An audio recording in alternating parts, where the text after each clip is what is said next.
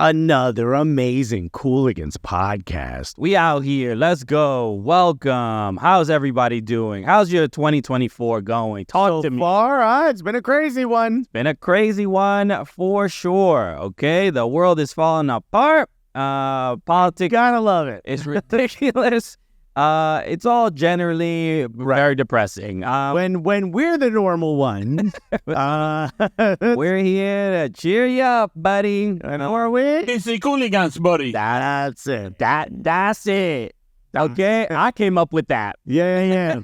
Yes, we came up with that. Giannis says he did, but no. Bro, but he doesn't tell you it was a couple weeks before that video came out. I walked up to him and said, yo, that's it. And he was like, what? Oh, this shit, I should create a whole character. So, welcome to the Cooligans, everybody. My name is Cristian Polanco. I'm Alexis Guerrero. We out here, a lot to go over today. We're back in 2024. It is the off season in Major League Soccer. Real quick, let's open this up because I want to give a shine to what is this again? Design FC. DFC, Design FC. The homie Omri sent this to us. This kid right here in particular, the one I'm about to open, was designed by one of the students. Yeah, this is a cool thing. It's a cool project where, but you know, I've seen it a bunch. But the students themselves are the ones who design the kits. So they have like art students design the football, the soccer kits for the team, or or for whoever wants to play in them or whatever. I don't know if they have if specific teams play in them. I think it's just merch, but it's really cool. So yeah, it's to provide design and art programs to youth kids that otherwise would not have access to creative spaces, which is really cool. Check them out at dfc.afterschool. Yeah, you could become a donor, or you could just buy merch. Look how cool this stuff is. It is really dope. I love this. You maybe can't see it in the video too clearly, but the bottom of it says, "My brother is the best," and it's written inside a cloud, which is kind of cool. How beautiful. So yeah, very cute. Maybe I got my kid for the Kid Friday. Here we go. Thank you, Omri and DFC. So shout out stuff to for kids. Design FC for doing stuff for kids. Hey, okay? Stuff for kids. Okay, you love to see it. What do you do for kids besides take care of one? Huh? Okay, I do have one. I change diapers for kids. If you have one at your home, fine, I will. Now, who's gonna lend me their kid? So I can change this. So that's my contribution to children. So yeah, you know what? Shouts to you. Thank you so much. It did work. Okay. So a lot to go over today, and we should start with MLS. Just won't stop. Major League Soccer. They won't stop. They don't take. Can I get a weekend without some news? We teased it. We also have a very cool guest on this episode. Oh, not two of you guys have mentioned it. Thank you. Yes, our producer Miguel is a little under the weather. Yeah, Mike is here, everybody. You jumped off the couch. You know. Still doing his work because we're not doing ours. Yes, that's right. Yes, CJ Sapong is joining us. He is an MLS free agent, and this episode it will be about a lot of free agency. So CJ Sapong last played with Toronto FC, and a couple days ago I got to sit down with him and talk to him about his free agent journey, because right now he is looking for a job. Yeah, I feel like he's got one of those punch cards. If he gets one more team, he gets a free sandwich. By the way, I'm currently getting a phone call from Romania. Okay, damn, I didn't know you had a little side piece on Romania. Bro, is Zoblazai? Is he Romanian or Hungarian? Which one is he? I don't know, but he's interested. Which one's he's interested in you? That's what I know. So I'm not picking it up. Or should I pick it up for the pod? No, because there might be like some charges on your phone, right? Yeah, it was okay. So yeah, they're not even doing the WhatsApp. Exactly. Use data if you're gonna call. And when you see the plus sign on a phone number, nah, bro, you're like, nah, chill. Looking like a big old license plate. Nope. Okay. So CJ Sapong is a free agent, currently looking for a team, and he talks to us about that process right now. So maybe it's CJ Sapong's agent from Romania. You got a team with a great offer. Okay, we don't even know the current about this. I don't. I wish I knew more. I knew more. All due respect to our Romanian audience. By the way, they speak a Romance language, hence Romania, so they could understand us when we speak Español. You know what? I don't believe that. But let's. I would love to hear. Or isn't it like Andrew Tate in Romania or something like that? No. Where is he? Isn't he like in prison somewhere? Should be. What country? I think it might be Romania. Anyway, so CJ will be talking to us in a little bit about his free agency, and it is again pretty awesome. So. Returning on the pod as well, which is Exactly. So let's talk about MLS free agency because there's a lot of news, especially the last couple weeks. I think the biggest news and the biggest shakers have to be LAFC because not only have they rinsed the damn roster that they had made 2 MLS Cup finals in a row. But they don't need you. Peace. Don't let the door hit you on the way out. There's nothing you could do that'll impress the higher up to keep you. The standard is unbelievable. With Champions League, it's like we're not even in that, man. So LAFC have signed the Tottenham goalkeeper, a World Cup winning goal winner. I think is more important than Todd. But Hugo Lloris is now a Los Angeles Football Club player. They got rid of both goalkeepers that they already had on the roster. John McCarthy and Maxime Crepeau. Maxime Crepeau wanted more money. He was getting paid $350,000 a year. Mm-hmm. Rumor is they signed Hugo Lloris for $350,000 a year. So I gotta say, that kind of ruins your negotiation options if you were Maxime Crepeau. But look, you lose a lot of leverage when they're like, "Hey, we just got a World Cup winner for the amount we're." It feels like Hugo Lloris is doing a little scabby behavior, undercutting, right? Undercutting. Bro, that's not what you're worth. I know you're worth more than that, bro. Come on, bro. But no, look, it's a huge signing. It just kind of doesn't make much sense given how successful LAFC have been and how Maxime Crepeau. It's a 1-year deal. It's a 1-year deal, which is also even more insulting to Crepeau. It buys you a year to go find someone cheaper than Crepeau.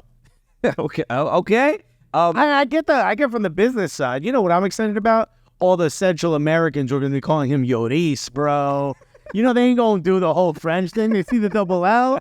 Shouts to the uncles out there, bro, who are just going to be like, no, I know, but I'm not doing it, bro. To Lloris. Lloris. Anyway, it's a classic. Everybody remembers that while you were cleaning your house. So Maxime Crepeau, it looks like he's going to Portland. But also John McCarthy. So Maxime Crepeau, I just say this because Maxime Crepeau sacrificed his leg for LAFC last year, 2 years ago. Nah, you ain't getting more money, bro. MLS and got them to the final this year, which they eventually lost. MLS tough business. But apparently that wasn't enough to not make this move. And I don't know how Hugo Lloris is going to do necessarily. When it comes to big name goalkeepers, signing, it's goalkeepers aren't really the ones to sort of move the needle. Seattle might. Seattle. St. Louis might suggest differently, right? Roman Barkey had a big year. Why did he have a big year? Why did he have to stop so many shots? You know what I mean? He did have a big year. Well, I mean, I've always been against the DP goalkeeper, but if he's 350, that's something. You got to make the move, right? Ogber gonna come in real cheap. Is he banned for all FIFA? I think it's a FIFA thing. Yeah. No. But I think just UEFA is the one banning him right now. We should confirm. I don't know if it's UEFA or FIFA.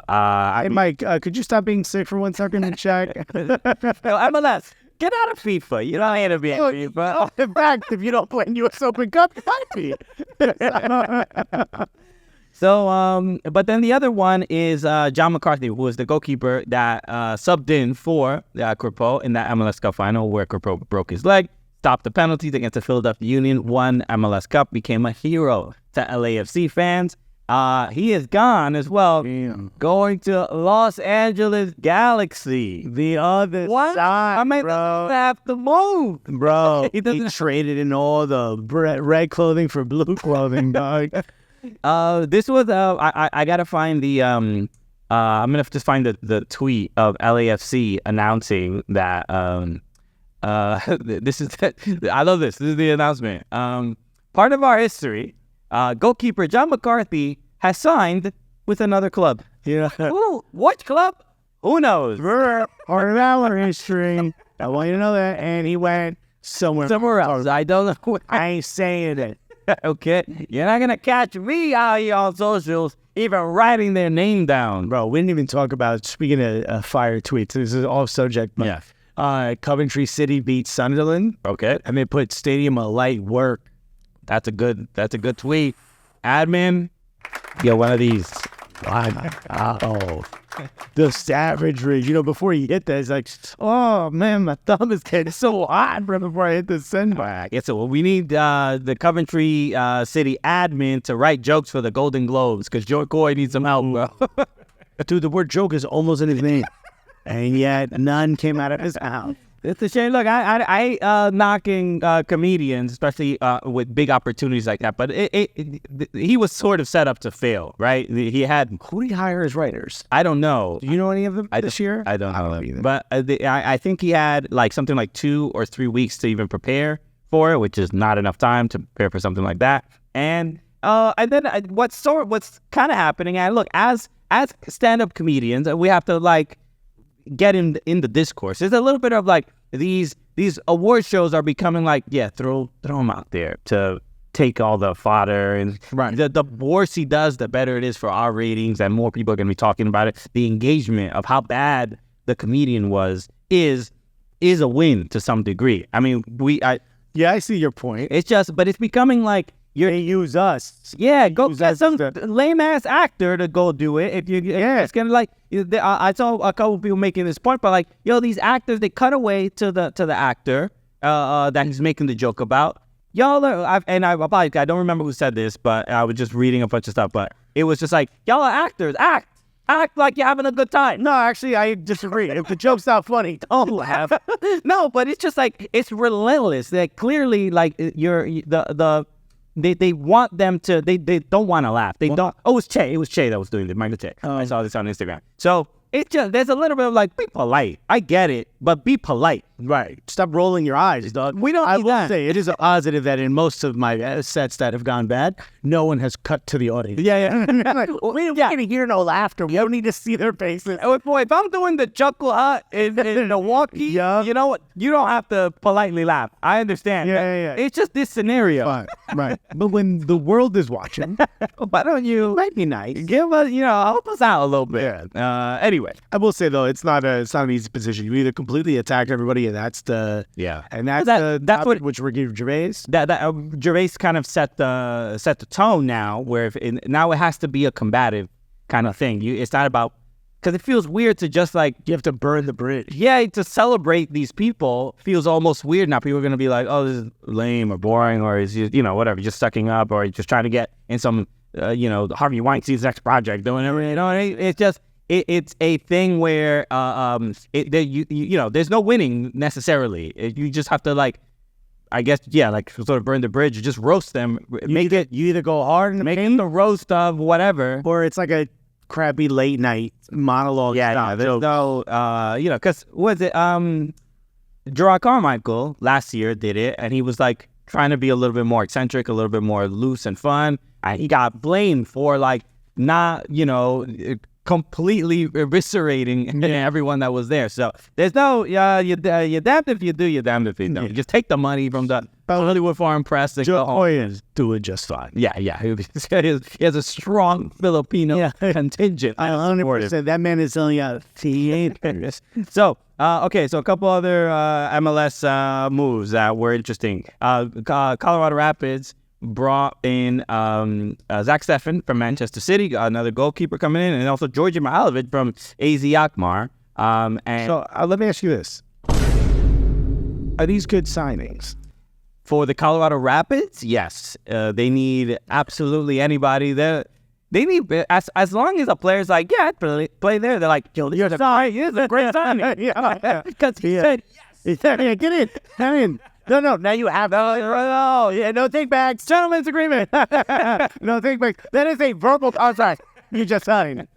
So, yes, look, and it's hard to judge what the Colorado Rapids are. They have a new coach. Who knows exactly what they're going to look like, but it feels, Zach Steffen is, I think it's $3 million that they are paying for the transfer fee. So which would make for a goalkeeper. which would make him, I believe, the record signing for the Colorado Rapids. So the Cronkies spending money. I mean, you gotta. I mean, they could have spent $200,000. It would have been a record signing for the Colorado Rapids. So the fact that they even remotely seem to care about the club is a good sign. And I think the pressure now of like Messi's in the league, the game where Messi plays there. I don't know if he's playing there this season, but it. All the owners are like, okay, I got to get on my P's and Q's, and I got to at least prepare for one game this season. Yeah. I have to make it look decent. Right. We can't get bodied by Messi. Right. So maybe that's as much, incentive and motivation that some of the owners have. So you like to see it from the Rapids. I also, Georgi Mihailovic, I think, is a very smart signing. Yeah, it was a great player. Zach Steffen for $3 million, I'm still on the fence. Mm-hmm. I think it's great to get him back into a place where maybe he can find that confidence that got him to the starting job of the men's national team. I don't know if his role with the men's national team is over, per se. I don't know. Do you think this move could ever bring him back to in the fold of the national team? It's tough to say because I think we're at a point now where if you're going to have success on the national team, it has to, in part, be done at a higher level in MLS.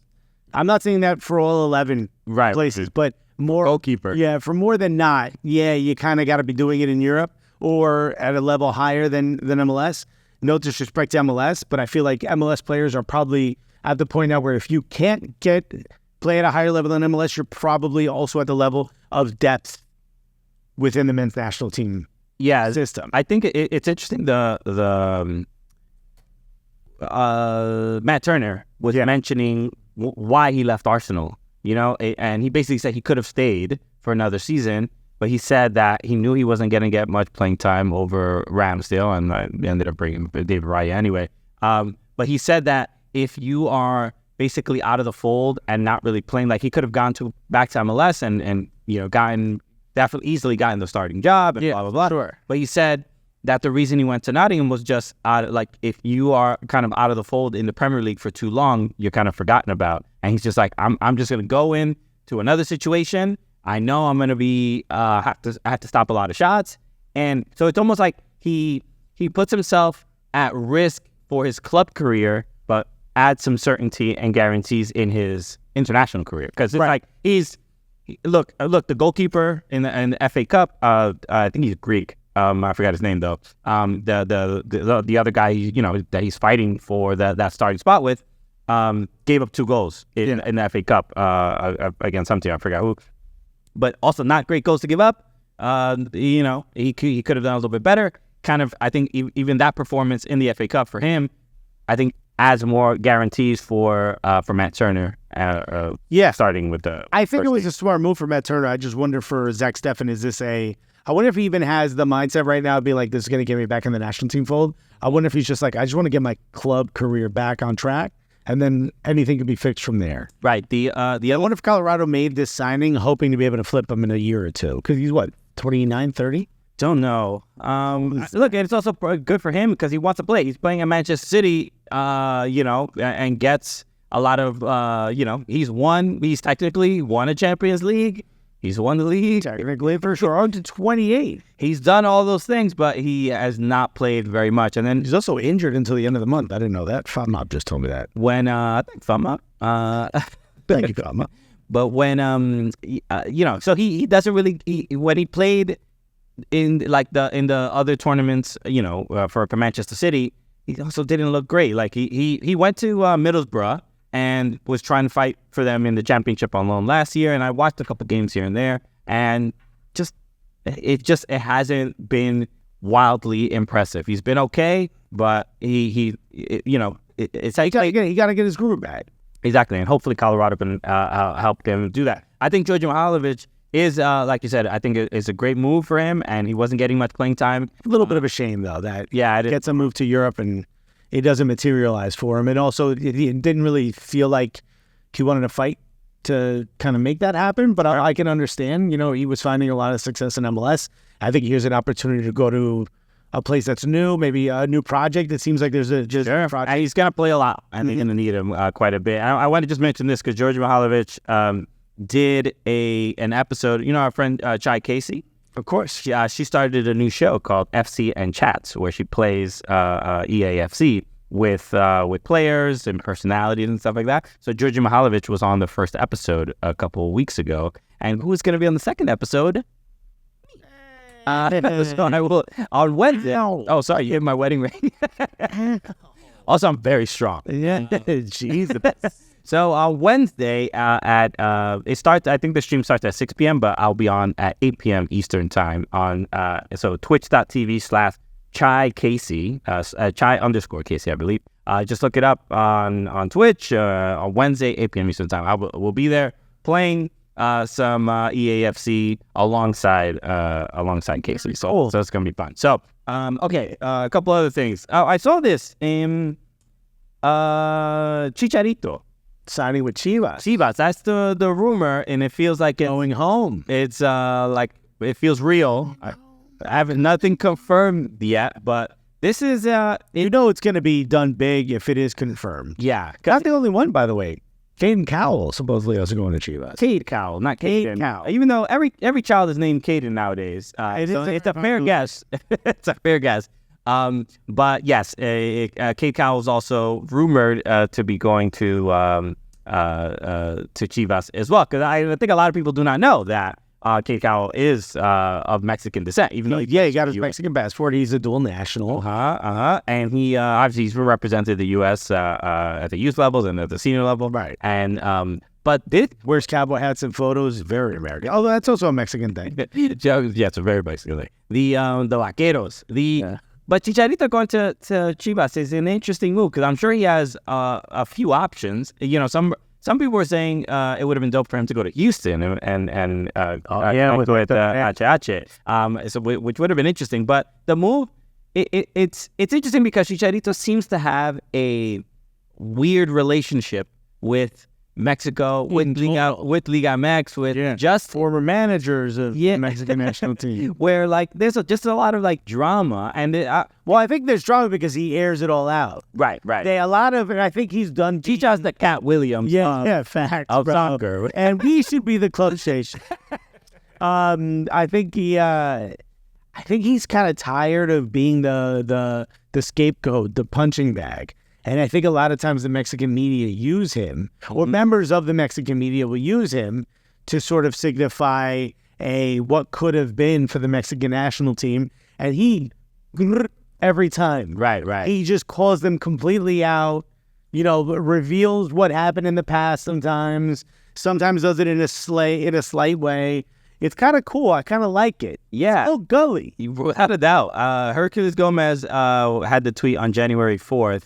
And he was reporting Sergio Dip, which is what a great name, Sergio Dip, if that's just your real name. That's great. But saying that Chicharito Hernandez has given the green light to join Chivas. It's happening. So, look, I mean, this is exciting and fun, and it brings to me, this is an L for Major League Soccer as well, because this is Chicharito's still a very, very important player to a lot of people. And he stay healthy, though? I mean, he was pretty healthy throughout his time in LA Galaxy. He had a couple of stints, but then you say this was a good signing by LA Galaxy? This is yes, it is a good signing. He was just not surrounded with a good team. LA Galaxy, he was there for 5 years, they were a nightmare, and it just, you would hope that after even with Zlatan there, they still had not a great team around them, but Zlatan was guaranteeing 25-30 goals a season and push them into the playoffs in that second year especially. So I don't know, I just really like Chicharito as a person. Same. We interviewed him when we were in Minnesota for All-Star, and he's just a good dude, and his If you watch him on Twitch, he's great on Twitch, bro. He's got a great personality. He's going to be in the media. Without a doubt. If he wants to, he will be. I look at this and I think, what player has gone home and it worked out? Sergio Ramos is in Sevilla right now. How's that working? Getting yelled at. The dude's putting out flamenco songs. Flamenco songs. That's what Forward Madison do. Yeah. But yeah, he's putting out mango beats. Yeah, I mean, I'm trying to think what player has been able to sort of go. Diego Forlan went back to Peñarol, didn't really work out. Maybe all these players that go back to Argentina, whether it's Boca, was River. They win. Davis went back to Boca. I don't think they won when he was there. I cannot confirm that. I do not know, but people are happy that he's Right there. now, Nico Cantor is listening, screaming because he is both a Boca and Tevez fan. But I can't remember a player that sort of quote unquote went home. Yeah, I don't know. I mean, look, in Liga MX, Chivas is kind of constant underachievers. They just kind of get close to either winning titles or winning tournaments, and they just can't ever get over the line. And if you're not aware, the Chivas has the rule where they only sign Mexican players. So They only sign players that play for the Mexican national team. they only sign players that play, meaning like if you don't have international experience, they won't sign you. If you play for another national team, they won't sign you. But we just talk about Keikao. Which was either they're breaking. Oh, really? That's also part of the rule as well. That if you represent another country, Yeah, you don't. oh, okay, so that'd be interesting if they go against That's that. the question. Do you think Chicharito has a resurgence? Can he go, quote unquote, back home to the Mexican national team? Yeah, so this is you would think that this is part of the, PR, right? To try to, I'm going to look up this national team part just to make sure when it comes to Chivas. because all I've known, to my knowledge, is that you have to be just a Mexican international or just a Mexican player to play for Chivas. And it's I can understand it's starting to feel more and more outdated, and it's probably tougher to compete, but they have stuck with their tradition. And I don't know, but signing Chicharito definitely helped quite a bit as far as just getting people excited about that particular project, because he is the highest scoring men's Mexican national team player. So it's good for the marketing. The marketing is I think perfectly fine. That's why you do this. Yeah. Because the marketing's going to be great. I mean, the last time he played for them, they were in a Reebok shirt. Wow. So long ago. Reebok was still doing soccer. Damn, bro. Fielding only Mexican players. Okay, so it's not. Maybe I was overstepping it. Okay. So even if you're a dual national and represent another country, you can still play for Chivas. Like they won't be that strict about it. Why does Mexican club Chivas Guadalajara forbid non-Mexican players from its team? Racism. I don't know. Well, I joke about it, but the people have kind of brought that up, that it's starting, that it feels a little, I understand having the pride for your country, but there is a little bit of like the rule is, supposedly from this article, the rule is high. Only players born in Mexican soil and with Mexican nationality. If the candidate was born in Mexico and then got the American nationality, he would not play at Chivas. Okay, so Cape Cow, I don't know. Cal has to renounce his American citizenship. So it's interesting. All right, so it would be a big deal if they did sign. Maybe it's like not a hard and fast rule. Maybe they're like, you just gotta be a little Mexican. But it's look, and I like, quick, what do you put on your taco? They're like, nothing, just a protein. They're like, yeah, man. I've had conversations with Mexicans about this, and Just too fat. yeah, I think I'm very so Mexican. I mean, You're bridging the gap. he's pat me on my back. Yes, I am brave. I don't want to say it. I clearly. It's about time somebody says it, right? But it's a thing where it's a fine line of like, is it proud of your culture or is it a little national, a little xenophobic kind of a thing? And it's like, where do we sort of draw that distinction? Chivas, I think, gets a pass in general, because I don't think they're like we want to have Mexican players. It's not that we hate other. Right. We want to help the Mexican player. Right. You're like, I want to help Mexico first. You're like, okay. But if you just say Mexico first, you're like, what you mean by that? Because we have an American first thing out here. That sounds a little familiar. Yeah, I got to be honest. Whenever I hear that, I kind of get a little nervy. So why don't you tell me what you mean by that? So, where were you say de enero? Were you by any chance storming El Capitan? Okay. We just trying to clear some things up. We got to get to the bottom. So, no, I think it's a fair conversation. But look, I think for the most part, everybody agrees it's sort of a net positive in the bringing and focusing on. Right, like athletic build-out. Right. Yeah, I almost said Balboa, which is not what it's called. But they only want Basque players. But that's that's hyper-regional. Yeah, so That's also disrespectful to the crown, which I'm always. it's gonna get to the point where we're only gonna sign people from Avenue C, just one straight block, Bro, if you spell like cider, and if you can do that, you can get in. okay? There's a We're very in the whole Lower East Side. Yeah. We just want one particular block. And I'm only signing players from North, bro. Okay. We may lose on the pitch, but we got your wallets. Okay. You're getting some strange texts about your identity being so 100% about it. And also keep waiting for the bus. We stole it.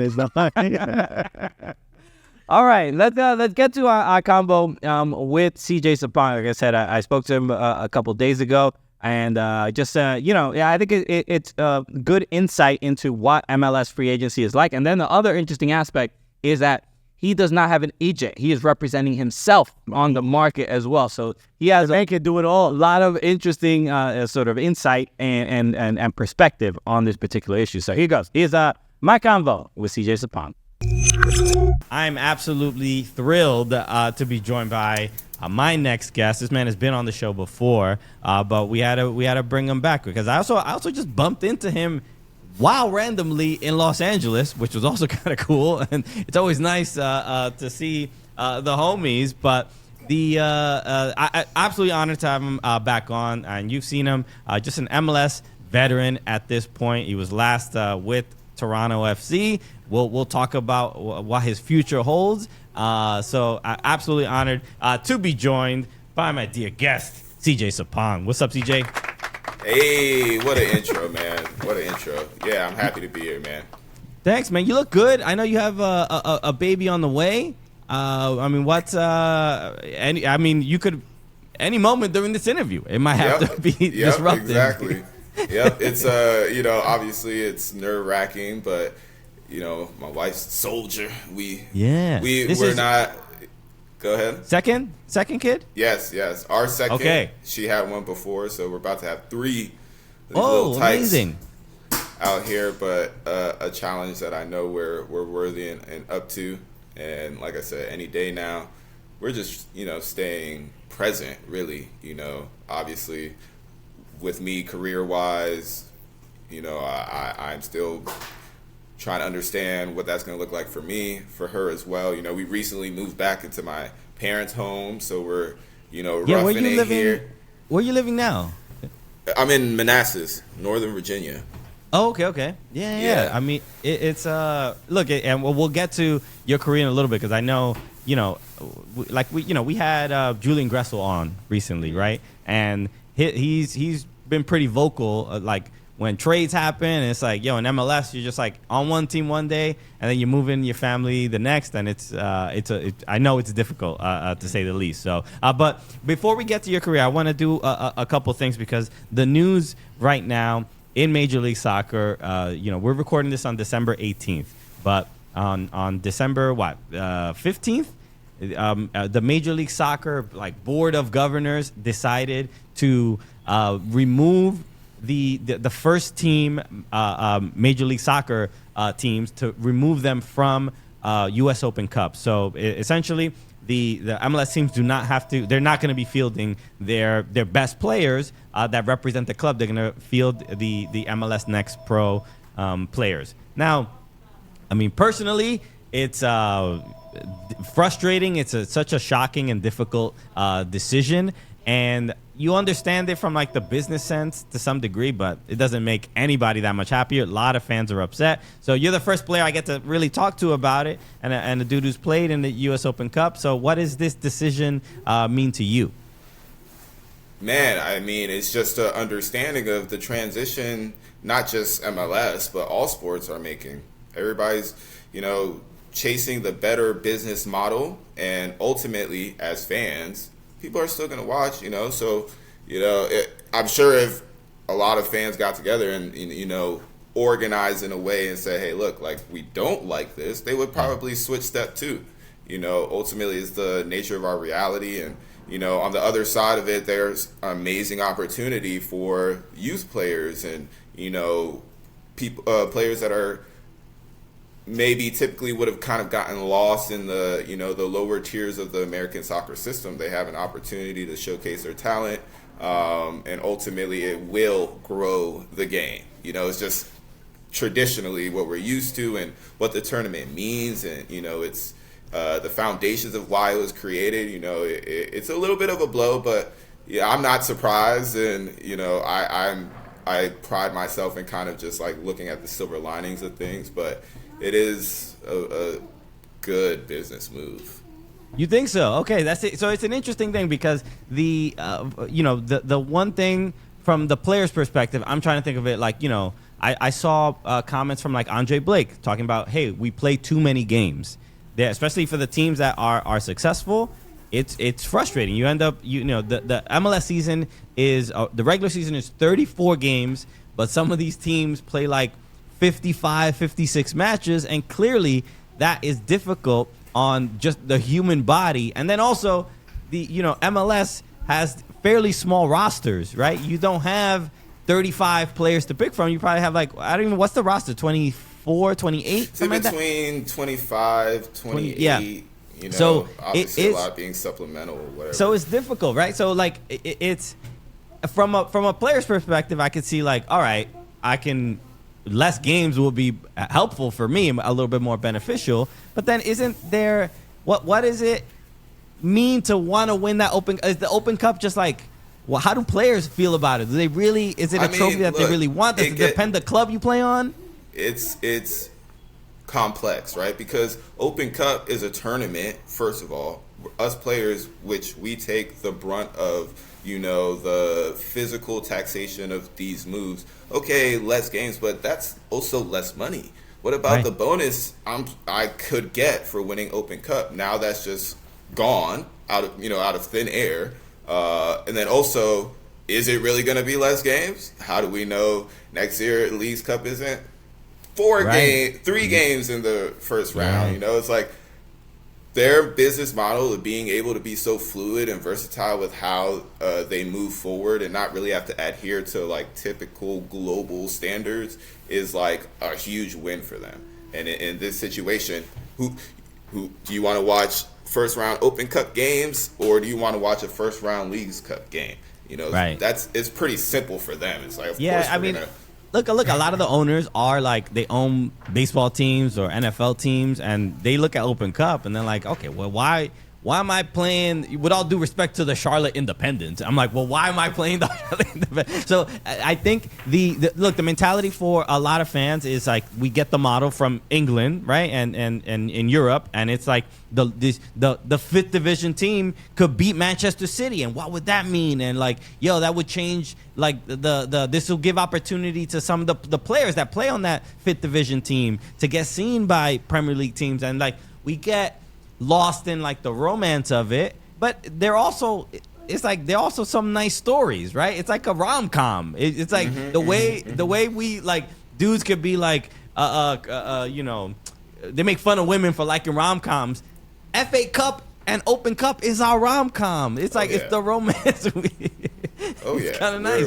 We're so intertwined into the stories, and especially if you've been following the game for a long time, and you start to build a volume, a library of all these success stories. It's like, when's the next one going to be? Which I still think there will be that, but it's just transitioning. Now it's going to be the Leagues Cup, and there's going to be a whole new generation of soccer fans that are going to come up with only knowing that, and it'll get bigger and bigger and bigger until now it's an international rom-com. Yeah, maybe. I mean, it also feels a little bit like the owners were like, nah, we're keeping Messi for ourselves. Nah, nobody's getting him. We don't know what's going on in them back rooms, but I'll tell you what, they working.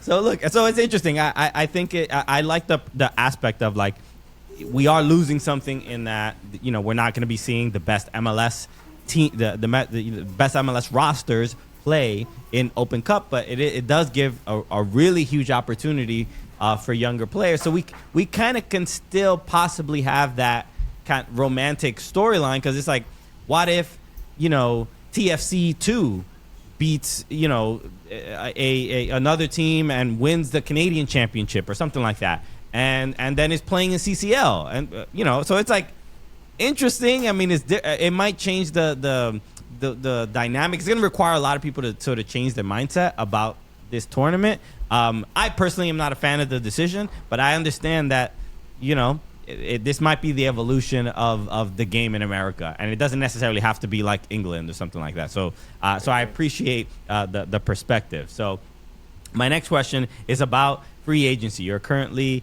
a soccer free agent. You are looking for a new team, and I'm just curious about what this process is like. I mean, obviously you have a baby on the way, so there's clearly a lot of you know, much bigger things that are on your mind right now.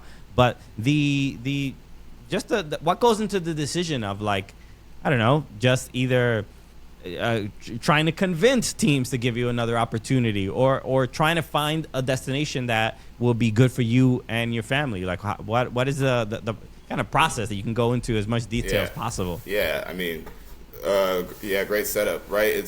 Free agency first starts with your own personal environment. You know, there's a saying, you're only as good as your last game, right? So being in a position where you have to now allocate your value to what your last string of performances was, you know, that's tough for a player in general.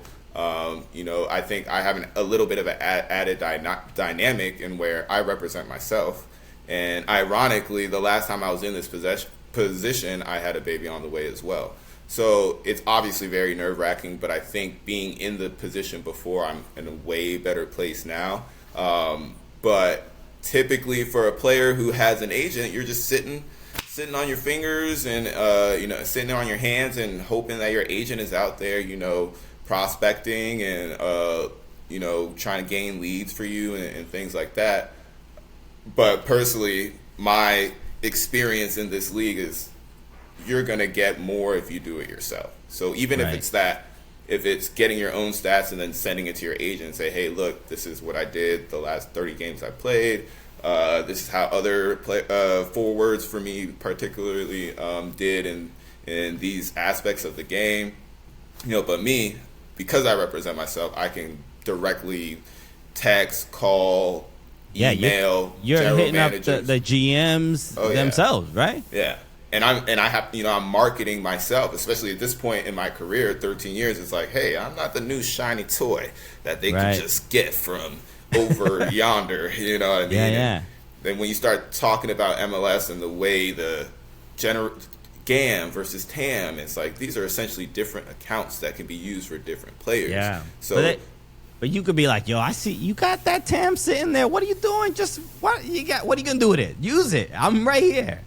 Yeah, for sure. But again, think of it as a businessman, right? It's if you can allocate TAM, which is essentially really more for imports, right? And you can look at the demographic of your city, and it's like if there's a big Argentinian constituent, maybe you say, okay, let's go get a young Argentinian kid. We can throw the bag at him and okay, we want him to perform, obviously, but get some butts and seats, kind of a thing. Yeah, exactly. You can take the L on that salary hit as opposed to give, you know, that same amount to a general salary player where it's like you have more players that you have to distribute that income or, you know, that bank account through. So it's pretty complex in MLS, more so than I think around the world. But me, I'm in the driver's seat of my situation. I just personally decided I kind of want my baby boy, which is going to be a boy, to come into the world. I want to be present with that, help my wife as much as I can, and then really ramp up the communications and the training. It's like I know I could play somewhere, you know. I also have other things off the field that I'm working towards and can see myself doing. So it's like I'm very much in the eye of the storm, if you will, and moving. The way that storm moves is unpredictable. Sometimes it's slow, but I stay in the eye where it's the most calm and, you know, allow myself to be in the best possible position to make big decisions. I mean, it's obviously unique. I don't know if I've spoken to any other player that's represented themselves in in Major League Soccer or really anywhere. But when it comes to that, I mean, when I think of you, I mean, I just bumped into you the other day, and I always leave any interaction with CJ Sapong being like, yo, this is one of the most centered dudes I've ever met. Like, you're just like a calm presence, you just like make me feel like it's almost for a striker in this league, you almost like you have definitely a veteran sort of leadership sort of tone, but there's also something like, man, I thought this guy's ego would be larger. You know what I mean? There's something like where I'm like, this is a calming presence. Is that something that you market yourself when you're talking to clubs? Yeah, definitely now, because in 13 years, I've seen the importance of the dynamic of the locker room and the cohesion of players. And so competition is great, but there is a point of diminishing returns. And for me, I compete every day, and I want to inspire my teammates, when we're doing competitions, to want to win.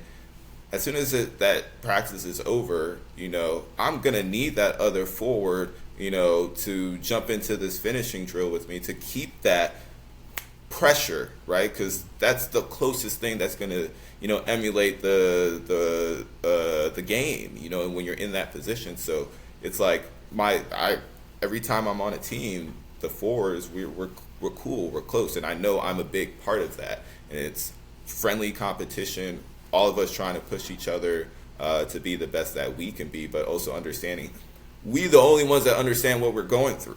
Every position has its own stressors, that keep us up at night. So, if it's not going in for me, like the other forward on the team, yes, he wants his chance now, but he also understands what I'm going through. And there's, everybody's different, right? You definitely will come across some players that will, try to take advantage of that. But ultimately, I think in the realm of professional sports, it all is healthy to a degree. But like you said, trying to find a way to stay centered and have a deeper understanding of yourself.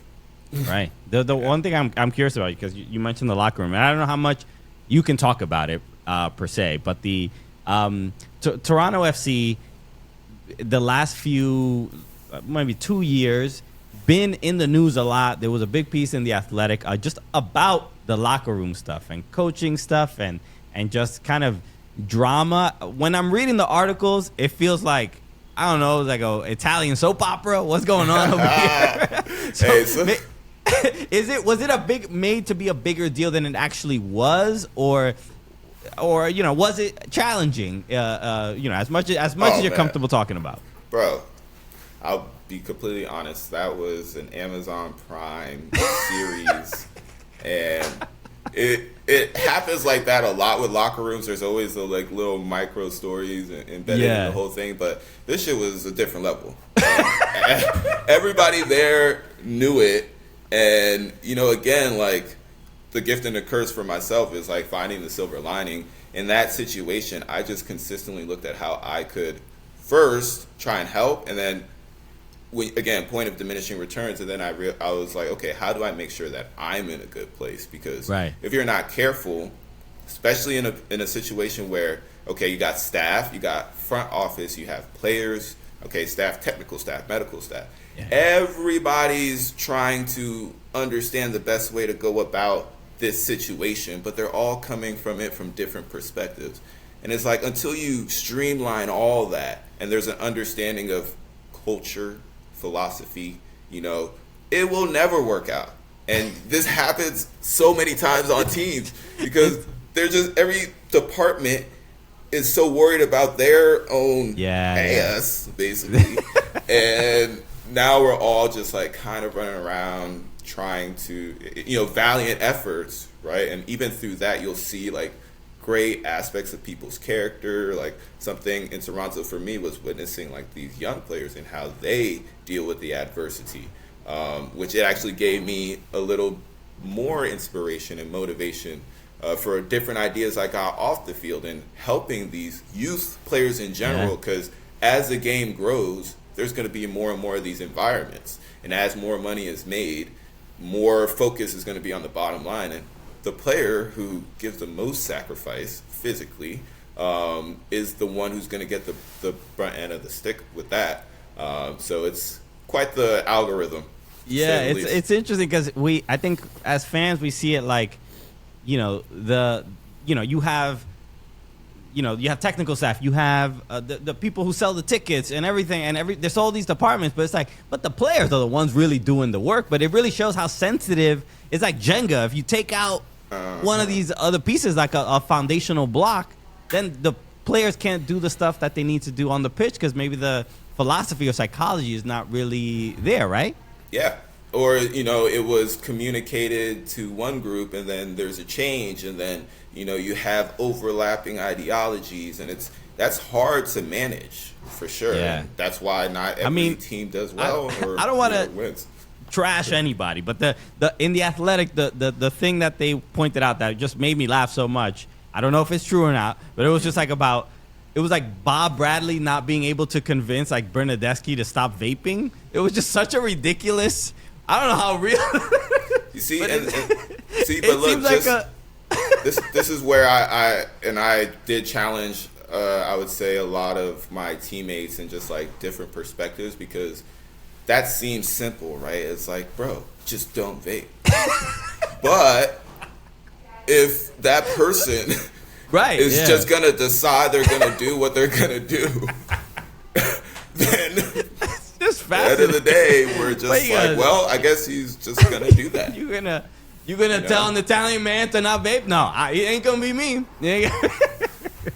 And then, but it goes all the way back to like streamlined understanding of culture, ideologies, and some kind of buying into that. Some of the best clubs I played for, Pierre Vermees is really good at this. Like beginning of the season, you getting the presentation on what we're trying to do, all right? And it's directed, focused, and those. Peter Vermees' first slide is no vaping. He starts right there. He's like, we're trying to nip this in the bud before it even starts. Yeah, and again, so think about what that does for the next guy who, let's say, and I'm not confirming nor denying, but let's just say that was a situation and somebody was told not to vape, but they still did it. The young guy next to him is going to see that. Right. So now how does his mindset change from that? And then you go through the rest of the players. And then now, again, we're in an environment where we're all needing each other to succeed. So, yeah, it's hard to manage, honestly. But, I'm thankful for the experience. It was yeah, you got to take the good with any situation or whatever, club that you're at. But no, this has been fascinating. I mean, I don't know if there's any parting words per se. I mean, look, I'm a huge fan of you. I know a lot of, all the clubs you played for. Obviously, I think for me personally, Sporting Kansas City and Philadelphia Union are like the main clubs where I think of like CJ. But I know there is a home for you somewhere, and you still got a lot of minutes left in this league, and I always appreciate MLS veterans who know this league well joining us on the show, because you guys have a unique and interesting story within this league, and how it's grown from when you first got into it to where it is now. It's remarkable, but you are also one of the pillars, the people that helped get this league to where it is. So I'm just hoping for the best for you and finding a great place that you and the family enjoy playing at and living in. So I just want to wish you the best, bro. Yeah, man. Thank you. I appreciate it very, very much, and I appreciate those words. And yeah, I just leave you and your viewers with, just things is wild in general. I feel like all over, but can we use the game as a means to keep ourselves centered and ultimately do a little bit better by us and by those around us, and that can be anything. I 100% agree. I mean, I always talk about this. I'm a stand-up comic, but getting into this game brought me to a community that I didn't really even know existed. And, soccer fans, especially soccer fans in America, I think should look after each other or do look after each other in a different way than fans of other sports. There's an inherent community, which is why I think the Open Cup issue is so, people are so passionate about it. But it does, I agree. I echo those words. I mean, we should be kinder to each other any way we can and support each other. So, CJ Sapong, thank you so much for joining me, man. It's been an absolute honor. Thank you. Shout out to CJ Sapong. What a gem of a human being. I hope so much he finds a club real soon. Yeah, obviously an MLS veteran, deserves another shot without a doubt. And do we know what happened with his wife? With his, you say so strangely. Yes, we do know he had a baby. So CJ Sapong, we were mentioning it before. We were talking to him. Little Xavier Asante Sapong, Beautiful name. was born just a couple days ago. So congratulations to the Sapong family. Beautiful, lovely baby. Okay, we're talking about changing diapers earlier. Check out the comments section. It's a who's who of American soccer. Oh, sure. We got Jen McCarty. Shout out to Jen McCarty out there. Right, on her way to Atlanta. All right. Fafa Pico, who I believe Fafa played with CJ at the Union. And at Nashville. And at Nashville, correct. Dom Dwyer, look at this. Kai Kamara, Jaliani Baba, Tristan Bowen. We can just keep going, bro. Austin Trusty all the way from Europe. I mean, look. Get in there, buddy. Okay. Why haven't we? Congrats. I'm going to do it right now. Congrats to the Sapong family. There we go. Now it's a Now, officially. I also might throw something from the personal account. Okay. Maybe do a little big up Savior. You know what I mean? So welcome, Xavier. So again, shout out to CJ Sapong. Thanks so much for coming through. All right, as always, make sure you subscribe to the Cooligans podcast, whether it's our YouTube channel, whether it's Spotify, Apple Podcasts. Tell a friend to tell a friend. And tell your mother to tell her friends. Okay. They already know. Okay. Interesting. Oh, because I already told you mother's friends. Okay, so sorry. We was all in a little get together. You don't need to know better. No, don't worry. What about you next time? All right. Tell her I'll be back to pick up my things. Okay. She'll know what I'm talking about. Do you know what thing I'm talking about? Ridiculous. So there's no reason for any of us. We'll be back again on Thursday with a new episode. So shout out to everybody tuning in, whether it's a YouTube podcast, DraftKings Network. Watching, listening, and watching. Bro, do them both at the same time. Multitasking. We can listen and watch. I tell you to do it on your mother's phone, but she's over. Just, you can open your mouth phone. We're going to be on wallpaper. It's not weird. It should be. Okay. It wasn't weird for us. Don't be weird while we're there for dinner. All right. Was this your seat? Well, we're both sitting here now. Okay. We're not getting another chair. No. All right, everyone. We'll see you on Thursday. We appreciate y'all. Peace. CC Cooligans, buddy. Love you guys.